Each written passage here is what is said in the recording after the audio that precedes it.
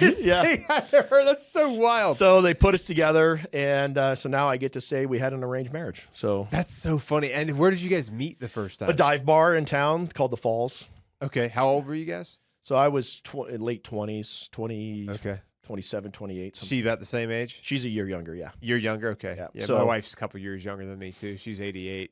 So that's interesting. Yeah, so we knew pretty much within a month. I mean, I knew within a month that I didn't want to go anywhere else. You know, Yeah. she did martial arts. She was teaching some stuff, and you know, she could hit me hard. That was respectable. You know, Okay. And, She was like a type A personality, 100%. aggressive, go-getter, like don't need anybody but myself to take care of yeah, myself. she'd been really independent, but she's also a great wife and a great mom. So Yeah. she does the wife role perfect. I couldn't be more blessed with how that has worked out. You know, now we have 4 kids.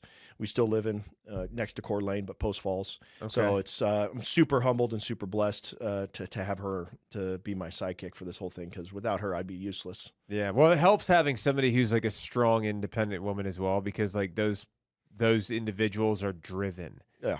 They're not like looking for a handout. They're not looking for somebody to just like be their caretaker. They're like, this is a partnership. Yeah, she's You know? she's super strong. You know, the EOD contracts, those ended up drying up. Second term of Obama.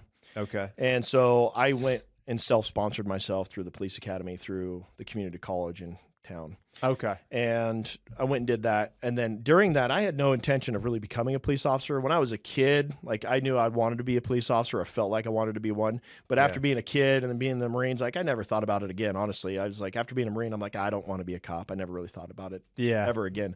But then going through the academy and then meeting some of the guys that are active sergeants and stuff that were leaders in the academy, I was like, maybe I do fit in at least in this city, in this community. Maybe I do fit in here.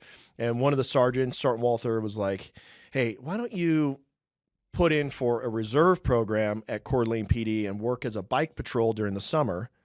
And that's an easy way to get your foot in the door, see if this is something you want to do. So I did that, and man, I had so much fun. I worked with Officer Carroll, and he was like a Viking. His shoulders are so wide, and he's just a freaking honest, hardworking, badass dude. Yeah. Yeah, so got to do that. And so I was a cop for 9 years.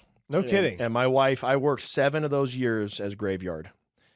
Oh, wow. Yeah, I loved graveyard. It was like being Batman. You show up at 8 o'clock at night, put on your bat belt, go out. You know, all you're going to deal with is domestic violence, alcoholic, and drugs. Like this. You're dealing with all of the worst stuff at that time.